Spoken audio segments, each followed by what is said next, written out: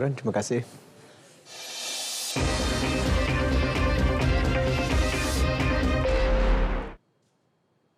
Seterusnya ke Bumi Kenyalang. Antara perkongsian petang ini, kawasan pergunungan dan bertanah gambut antara cabaran dalam membina jalan di kawasan pedalaman Sarawak.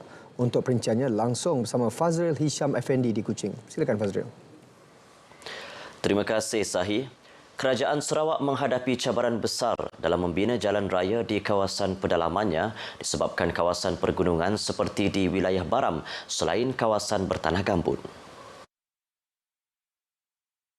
Timbalan Premier Sarawak Dato' Amar Douglas Wugahambas berkata, tahun ini kerajaan telah membelanjakan 150 juta ringgit untuk pembaikan jalan termasuk di kawasan luar bandar yang terjejas akibat tanah runtuh. Dato' Amar Douglas yang juga Menteri Pembangunan Infrastruktur dan Pelabuhan berkata, ketika merancang peringkat akhir pembangunan jalan darat, kerajaan sentiasa mencari teknologi praktikal dan terkini membina jalan lebih baik dan tahan lama untuk manfaat berterusan rakyat. Ke arah itu, Jabatan Kerja Raya JKR Negeri akan mengadakan seminar pengurusan bangunan industri untuk mencari teknologi yang sesuai. Beliau berkata demikian ketika merasmikan mesyuarat cawangan Parti Persaka Bumi-Putera Bersatu PBB Marudi, Telang Usan dan Mulu di Miri. Tambah beliau, terdapat beberapa teknologi baharu dan satu yang cuba dirancang iaitu membina jalan bertingkat terutamanya di kawasan tanah tinggi dan tanah gambut. Sementara itu, Ugah berkata JKR telah mengenal pasti 24 jambatan utama yang perlu dinaik taraf di kawasan Baram termasuk menaik taraf jambatan yang lebih kecil.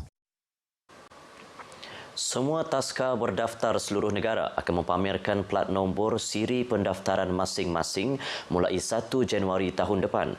Menurut Menteri Pembangunan Wanita, Keluarga dan Masyarakat KPWKM, Datuk Seri Hajah Nancy Shukri, langkah tersebut adalah bagi memberi jaminan bahawa pusat tersebut berdaftar di bawah kementerian. Pada masa sama memberi keyakinan kepada masyarakat umum mengenai kualiti taska yang mengikut piawaian KPWKM berbanding taska tidak berdaftar. Dalam sesi bual bicara sempena Malam Media dan Sembang Santai di Sarawak, Datuk Seri Nancy turut mendedahkan perancangan kementeriannya tahun depan untuk menubuhkan pusat kanak-kanak autisme. Lebih 100 pengamal media cetak dan elektronik dari pelbagai organisasi menghadiri majlis tersebut yang turut menyediakan ruang kepada media mendapatkan maklumat terkini tentang perancangan 2025 KPWKM.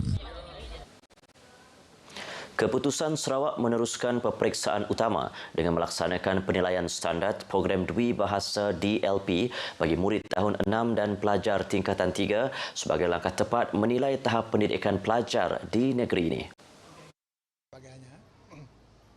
Timbalan Menteri Pemodenan Pertanian dan Pembangunan Wilayah Datuk Dr. Abdul Rahman Ismail berkata, sektor pendidikan antara bidang utama yang diberikan tumpuan dalam menyediakan pendidikan terbaik kepada pelajar. Sarawak dibenarkan untuk mengadakan sistem penilaian mereka sendiri dan keputusan sudah dibuat pada tahun hadapan. Sarawak akan melaksanakan penilaian di peringkat tahun 6 mengikut silibus yang ditentukan oleh Sarawak tapi berdasarkan kepada silibus luar negara. Kita amat menyokonglah. Kita sebab penilaian ini penting. Kita nak menilai kecekapan dari segi akademik. Beliau yang juga adun Bukit Kota ditemui media selepas majlis graduasi tingkatan 5 dan 6 SMK Agama Limbang di Dewan Suara Limbang. Peranan dan kerjasama komuniti dalam membantu pihak polis mencegah jenayah amat penting. Ketua Jabatan Pencegahan Jenayah dan Keselamatan Komuniti JPJKK Sarawak, Senior Assistant Commissioner SAC Lukas Akid berkata, usaha itu harus melibatkan semua pihak dalam mewujudkan persekitaran komuniti yang selamat. Tujuan kita. Bercakap kepada RTM selepas program kepolisan komuniti bertemakan mencegah jenayah bersama masyarakat di Dewan Kampung Semebak Bau, beliau menyeru masyarakat turut menjadi mata dan telinga kepada pihak polis menyalurkan maklumat dengan segera kerana komuniti setempat lebih cepat mengetahui mengenai kegiatan jenayah yang berlaku.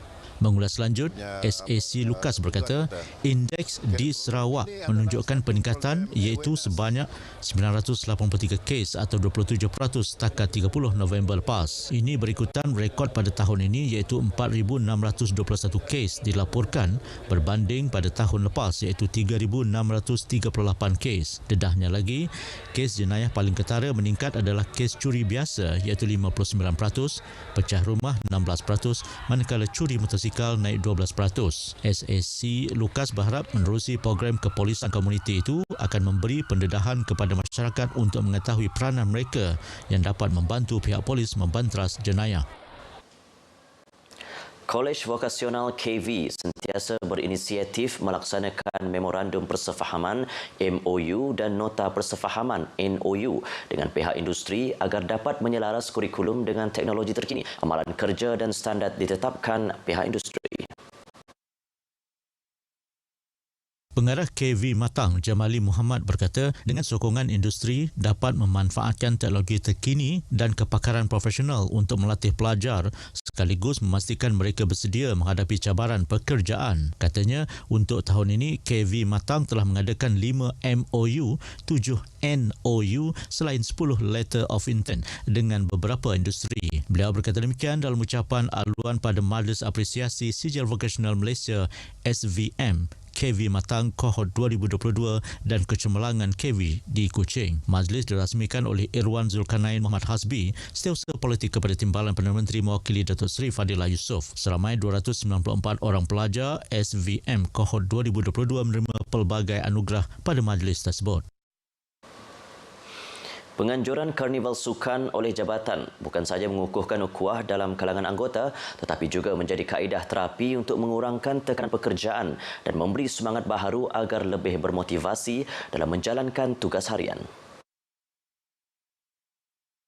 Ahli Parlimen Miri Chew Chun Man menyeru agar karnival sukan dapat dianjurkan oleh jabatan seperti Hospital Miri berikutan ia sangat penting untuk kesejahteraan tubuh dan minda terutama bagi kekitangan kesihatan yang bekerja dalam persekitaran yang mencabar. Beliau berucap pada penangguhan Karnival Sukan Hospital Miri 2024 di Stadium Miri. Ujarnya melalui karnival seumpama itu juga dapat menggalakkan gaya hidup aktif dan seimbang dalam kalangan warga hospital di samping memperkasakan kerjasama antara warga kerja Hospital Miri. Lebih dari 200 warga kerja Hospital Miri menyertai karnival sukan tersebut yang dilangsungkan dari Ogos hingga Disember yang melibatkan acara futsal, badminton, bola tampar, bola jaring, pickleball, balapan dan sukan neka.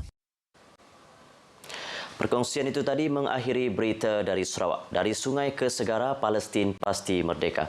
Kembali bersama saya untuk perkembangan berita selanjutnya. Baik Fazil, terima kasih.